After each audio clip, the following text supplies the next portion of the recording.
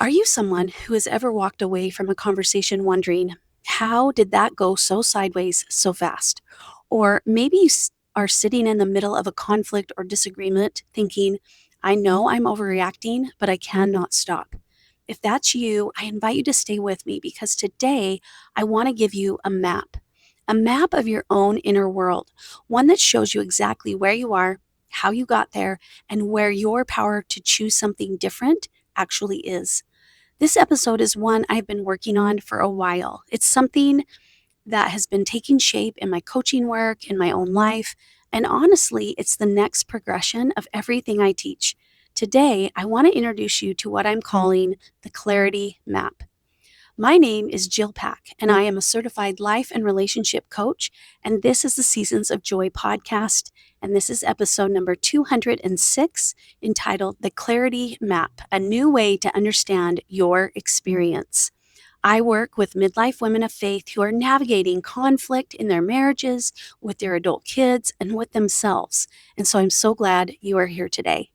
I want to start out with a story, but this isn't a story about one specific event per se. This is a story about a pattern that has played out in my marriage for years before I had the tools to see what I was actually doing. My husband, Phil, loves sports. I mean, he really loves sports. I've probably mentioned that on this podcast before. He loves the Cleveland Cavaliers, the Aggies, the Phillies, and honestly, if there is a ball involved, Phil is interested. And for a long time, this was a very familiar scene in our home. Phil would turn on the game and settle into the couch, and it's like this switch flipped. And I could be standing right there talking to him, and it was as if he didn't hear a word I said. Now, I want to be honest with you about what was happening inside of me when this would happen. I would tell myself, he doesn't care about what I have to say. This game is more important than I am. That was my story, and it felt completely, absolutely true. He's right here. How is he not hearing what I'm saying? What does it say about me that a basketball game wins over my voice in my own home? And what did I do with all of that? Well, I would go quiet. I would give him the silent treatment, and I was pretty good at it. And truthfully, there were a few passive aggressive comments thrown in there too. You know the kind, the ones that aren't quite picking a fight, but aren't exactly kind either. I wasn't proud of it then, and I'm not proud of it now, but it was real and it went on for a long time. So, do I still fall into this pattern sometimes? Yes, there are times that I do, but not nearly as much as I used to because I've learned something that I didn't understand then. Phil turning on the game was never the problem. My unexamined inner process was the problem. And once I finally learned to see that process clearly, stop by stop, everything began to change. That is what the clarity map is all about. Now, some of you have been with me for a while, and you know that a lot of what I teach has its roots in a tool called the CTFAR self coaching model, which was developed by Brooke Castillo at the Life Coach School, where I received my coaching certification. The CTFAR model covers circumstances, thoughts, feelings, actions, and results. It's one of the most powerful self coaching tools I've ever encountered. If you want a deep dive on that, just go back and listen to episode number 5.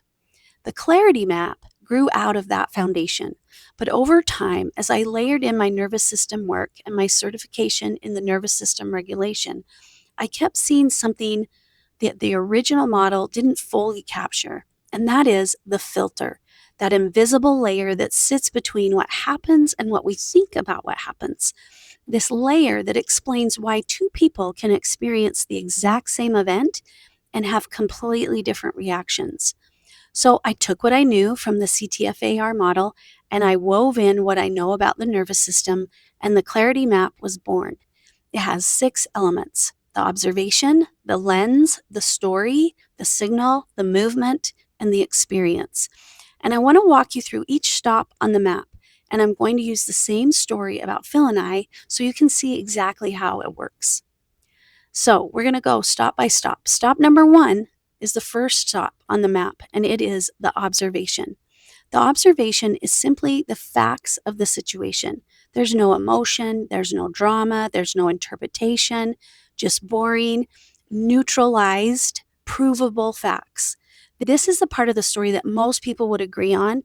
It's the math. It's what you could prove in a courtroom. Now, doesn't mean we love it. It just means we're removing the emotion from it. In my story, Phil turned on the game. I spoke to him. He didn't respond. That's it. That is the entire observation. Notice what is not in the observation. He ignored me is not an observation. That's an interpretation. He never listens is not an observation. The game is more important to him than I am. It's definitely not an observation. When I strip all of that away down to just the facts, what I'm left with is completely neutralized.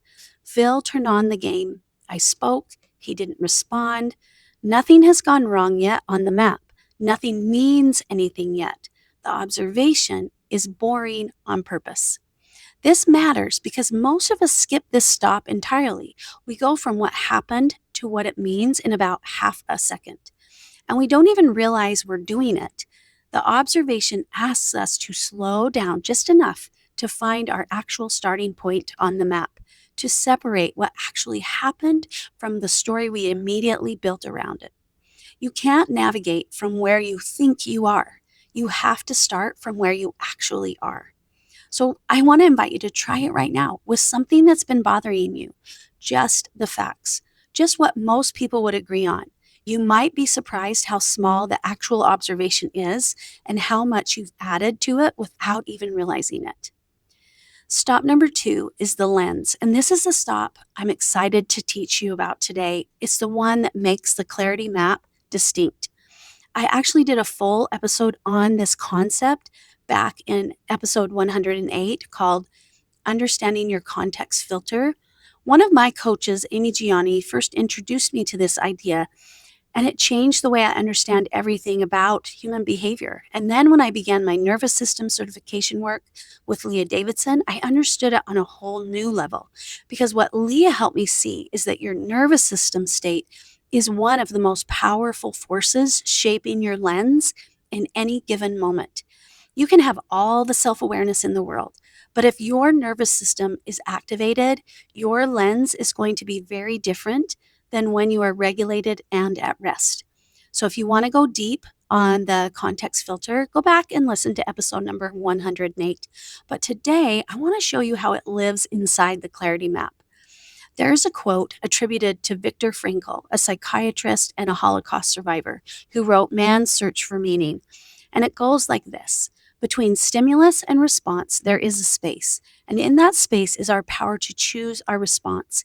In our growth and our freedom lies our response.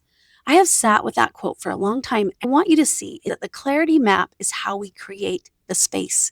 When we slow down long enough to name the observation and then get honest about our lens, we are stepping into that space Frankl was talking about. We are no longer just reacting, we are choosing. The lens is the filter through which you see the world. It's this invisible layer that sits between the observation, what happened, and the story, what you make it mean. And it is made up of so many things: your nervous system state in that moment, your past experiences, the way you were raised, your religious and political beliefs, your traumas, big and small, your economic history, your marital history, your race and culture, your attachment style, your personality, whether you slept last night, whether you've eaten, whether you've been carrying something heavy for a long time. The lens is everything you bring to that moment before you even have a conscious thought about it. Here is why this is so important to understand, because two people can stand in the same room, watch the same thing happen, and have completely different experiences. Not because one of them is right or wrong, but because they are looking through completely different lenses. In this pattern with Phil, when he turned on the game and tuned me out, the lens included things I wasn't even aware of at the time. Years of feeling like my opinions didn't matter, that my needs weren't important. A nervous system that was often already activated before he ever walked into the room. A quiet, long-held belief that I had to earn someone's full attention.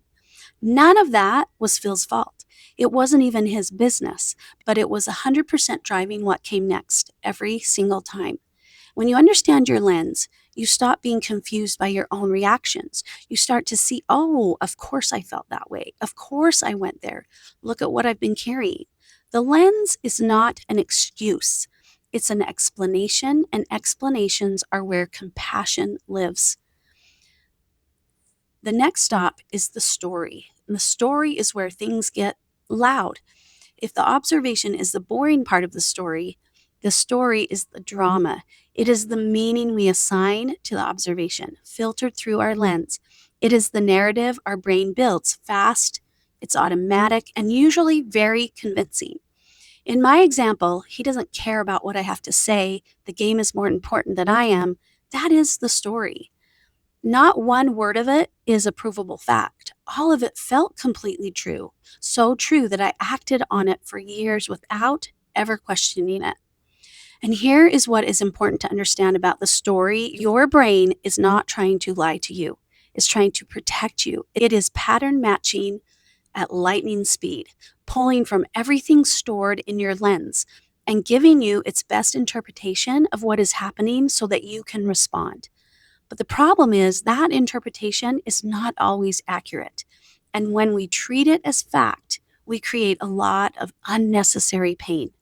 The story lives in the thought line. It is the sentences running through your mind. And like I've taught before, the moment you add an adjective, an assumption, a judgment, or an emotion to what happened, you have left the observation and entered the story.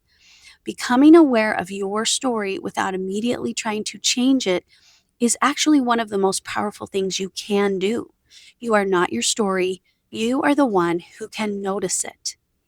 Now, stop number 4 is the signal. This is the emotion and the physical sensations that come with the story. This is where your body gets involved. This is where my nervous system work becomes essential because most of us have been taught to focus on the emotion, the word, the label, and then we completely ignore what the body is doing. In this pattern, my signal was hurt. That's the emotional word. But the physical, the feeling, the sensations, the signal, there was tightness in my chest, a slight clenching in my jaw, a heaviness on my shoulders, pulling inward, and my voice going flat. I know those sensations well because I felt them over and over again in those years, but I had no idea what they were trying to tell me. Those physical sensations are information. They are your nervous system telling you that something in your story has activated a threat response. You don't have to be in danger for your body to feel like you are. It responds to perceived threat, which your story creates, just as powerfully as it responds to real threat. Learning to name your signal, both the emotion and the physical sensations, is the beginning of regulation. You can't work with something you can't see, and so many of us have spent years feeling our feelings without ever actually identifying them clearly. The signal is not the problem. It is information. It's your inner wisdom trying to get your attention. And the question is, are we listening? Stop number 5 is the movement. The movement is what you do or you don't do because of the signal. This is the behavior, the action, the reaction, or the non action, because sometimes movement looks like going very, very still. In my story, I went quiet. I gave Phil the silent treatment. And like I said earlier, there were some passive aggressive comments too. Little digs that I told myself weren't a big deal, but that I knew somewhere underneath were coming from a hurt place. That was my movement, fueled entirely by the hurt I was feeling, which came from the story I was telling, which was filtered through my lens, which was triggered by a completely neutral observation. This is where we can do so much damage in our relationships without ever realizing why. Because from the outside, it just looks like Jill is in a mood. But inside, there's a whole spiral that has been running since the moment Phil turned on the game. Here's the important thing about movement, though. It almost always makes perfect sense given the signal driving it. When we feel hurt, we protect. When we feel unseen, we either chase or we withdraw. When we feel angry, we attack or we go cold. My silence and my little comments were my hurt trying to get his attention the only way it knew how, sideways. And here is where the map becomes a tool for change. Once you can see your movement clearly, you can ask yourself, is this the person I want to be right now? Is this creating what I actually want? You cannot change a behavior you can't see, and the clarity map helps you see it. The final stop is the experience, and this is the one that ties everything together. The experience is the overall life experience you are creating through the previous five elements. It's not just what happened to you, it's what you built moment by moment, response by response, story by story. In my example, by the end of so many of those nights, the experience I had created was disconnection, distance, a marriage that felt lonelier than it needed to be. And here is the part that still gets me. Phil had no idea. He was just watching the game. The experience is yours, it belongs to you, which means, and this is both the hard part and the most freeing part, you have far more influence over it than you think. When I finally started doing my lens work, when I got honest about my story, when I started listening to my signal instead of automatically acting on it, when I got intentional about my movement, the experience between Phil and me began to shift, not because Phil changed, but because I finally knew where I was on the map. And when you know where you are, you can choose where you want to go. The pattern I just described has faded. It's not as common in our marriage now, but it has taken work. I had to learn how to read my map, to slow down and trace the spiral, and then get into a different place. And that is what the clarity map made possible for me, and what I believe it can make possible for you. So let me walk through one more time really quickly. First is the observation, the facts, boring, neutral, what most people would agree on. The lens, your filter, your nervous system, your history, your beliefs, your experiences, your personality, etc. The story, the meaning you make, the drama, the interpretation. The signal, the emotion, and the physical sensations that come with the story. The movement, the behavior, action, or inaction fueled by the signal. And the experience, the overall life experience you are creating through all of the other elements. Every single conflict, every moment of overwhelm, every time you wonder why you respond the way you did, this map can help you find where you are. Now, here's my invitation for you this week. Pick one moment, just one, that has felt heavy recently. A conflict, a conversation that went sideways, something that is still sitting with you. And then walk it through the map. Start with the observation, just the facts, no drama, no adjectives, no judgments, just what happened. Find your starting point. Then ask yourself, where is my lens in this? What am I bringing to this moment that might be shaping how I see it? And what is my story? What have I decided it means? What is my signal, the emotion, and where I'm feeling it in my body? And what is my movement? What has my movement been? What have I done or not done because of that signal? And finally, what experience am I creating? You don't have to fix anything yet. The map you've created doesn't tell you where to go. It's just showing you where you are. And sometimes that alone changes everything. Clarity comes first, understanding before change, and compassion for yourself, for what you've been carrying, for why you see the world the way you do. That is where transformation begins, and you can start creating a new map. If you want help walking through this, I would love to work with you one-on-one. Just come find me at seasons-coaching.com and let's get on a call together. Thank you so much for being here today. If this episode landed for you, would you do me a favor and share it with a friend or leave a review? It means more than you know, and it helps more women find their way here. Thanks for being here. Have a joyful week, my friends.